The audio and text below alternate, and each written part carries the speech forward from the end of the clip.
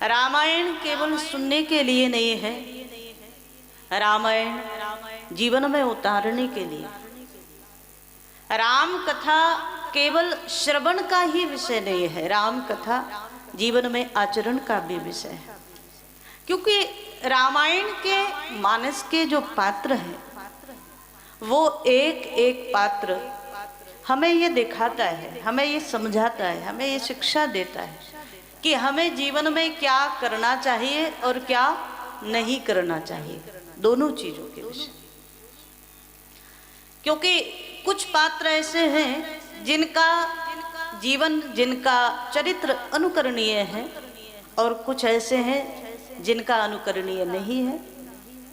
जब रावण की बात होती है, जब मारीच इत्यादि की बात होती है, तो ये मानो ये पात्र है तो मानस में ही, पर ये हमें शिक्षा देते हैं कि ये कर्म नहीं करना है। राम और रावण में यही अंतर है महाराज। श्री राम जीवन में क्या अनुकरणीय है वो सिखाते हैं, और रावण क्या नहीं करना है, क्या अनुकरणीय नहीं है, क्या करणीय नहीं है, वो सिखाता है। मानसकार बड़े सुंदर भाव से श्री भगवती जानकी जी के चरित्र को लिखते हैं और मानस में कहते हैं कि श्री जानकी जी ने संपूर्ण त्रैलोक में जनक महाराज की कीर्ति का विस्तार किया, जनक के कुल की कीर्ति का विस्तार किया। आज महाराज युग के युग बीत गए तो भी प्रत्येक सनातनी घर में, प्रत्येक सनातनी के मन में श्री जानकी जी की छवि, जानकी जी का आदर्श बसता है। तो उस रूप में श्री जानकी जी को प्रणाम करते हैं।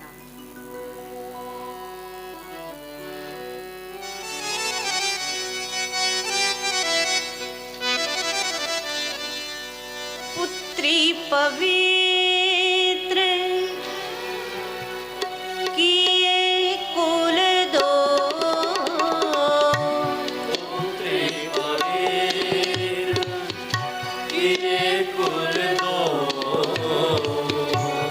पुत्री पवित्र किए कुल दो, पुत्री पवित्र किए कुल दो,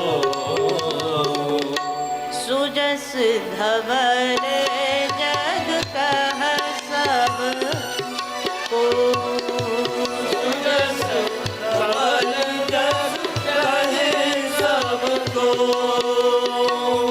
सुजस धवल जग कह सब को, सुजस धवल जग कहे सबको। श्री भगवती जानकी किशोरी जी ने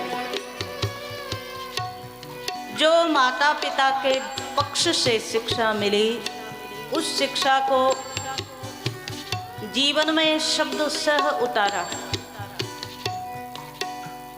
क्योंकि एक बात याद रखना, गृहस्थ तभी चल सकता है, गृहस्थ तभी आनंददायक हो सकता है जब घर की देवी, जब घर की माताएं आदर्शों का त्याग ना करें, आदर्शों के सहित चले, तभी घर चल सकता है। बाकी थोड़ी बहुत कमी कहीं होगी तो कोई बात नहीं, लेकिन घर में रहने वाली स्त्रियां, देवियां यदि हमारे रामायण के आदर्शों को अपना करके घर को चलाएंगे तो गृहस्थ का सबसे ऊंचा उदाहरण हमारे सामने होगा।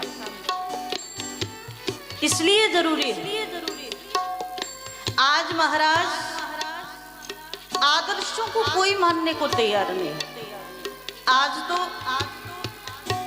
देखो, हमारी जो संस्कृति है ये पूर्व की संस्कृति है,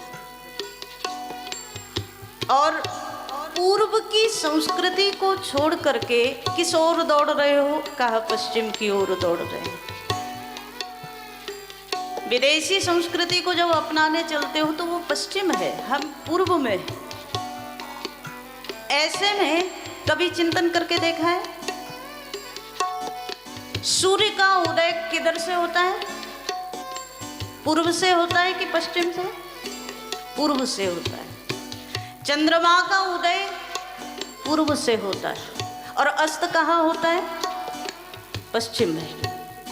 तो हमारी जो संस्कृति है वो इसीलिए गौरव करने लायक है कि हम सूर्य पूर्व से उदय होता है, चंद्र पूर्व से उदय होता है, तो मानो प्रकाश विश्व को देने वाला सूर्य भी पूर्व से निकलता है। और हम उस संस्कृति के धरोहर है, वो संस्कृति हमारे लिए जो पूर्व की संस्कृति है।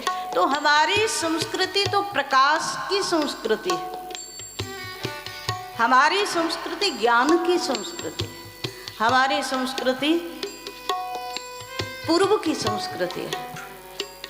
लेकिन आज महाराज युवा पीढ़ी धीरे धीरे उन संस्कारों से दूर हो गई। कहाँ भाग रहे हैं? कहाँ? पश्चिम की ओर।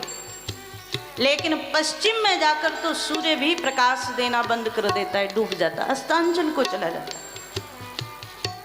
पूर्व में प्रकाश होता है और पश्चिम में अंधकार होता है।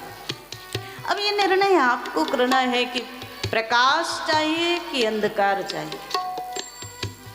हमारे यहाँ संतों ने सिखाया मर्यादा में रहना, शील में रहना। लेकिन महाराज पश्चिम की संस्कृति को अपना करके आज आप देखो, चाहे पहनावा हो, किसी भी रूप में आप देख लो। और आज की तो सबसे बड़ी समस्या एक और हो गई, अगर आप किसी को कह दो कि ऐसा वस्त्र पहना है तो कहो कल हेडलाइन बन जाए कि उन्होंने ऐसा ऐसा बयान दे दिया, है ना? हो रहा है ना? एक बात हम आपको कहें, हमारी संस्कृति ने ऐसा वस्त्र पहनने के लिए कहा जिससे शरीर ढक सके, जो देखने में सुंदर लगता हो। आज भी भारतीय महिला जो साड़ी में, जो उसका साड़ी में जो दर्शन होता है, जो उसकी दिव्यता झलकती है, वो किसी वस्त्र में नहीं है। लेकिन करें क्या? समस्या बहुत बड़ी है ना? बहुत बड़ी समस्या है। और एक और चीज कहा महाराज, जितना ऊंचा घर, जितना ऊंचा खानदान, उतने छोटे वस्त्र। ये आज की परंपरा हो गई। कभी चिंतन करके देखना, वस्त्र शरीर को ढकने के साथ साथ आपके व्यक्तित्व का भी दर्शन कराता है। वस्त्र केवल शरीर को नहीं ढकता, आपका अपना चिंतन क्या है, आपका अपना आचरण क्या है, आपका अपना व्यक्तित्व क्या है, इसका भी दर्शन कराता है।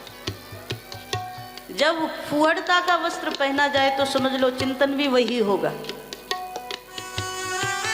क्योंकि तुम जो कर रहे हो वो तुम्हारे चिंतन के बाद ही तो व्यवहार में आता है। इसलिए याद रखो, ऐसा कोई भी कार्य, चाहे वो फैशन के नाम पर हो, चाहे वो आज आधुनिकता के नाम पर हो, हमें तो नहीं लगता ऐसा कोई कार्य किया जाना चाहिए जिसमें महाराज ना तो शरीर की सुंदरता है, ना आचरण की सुंदरता है, ना विचारों की सुंदरता है, और कोई जो तुम्हें देख रहा है उसके अंदर भी वासना ही पैदा हो रही है। ऐसी चीज से करने से कोई लाभ नहीं।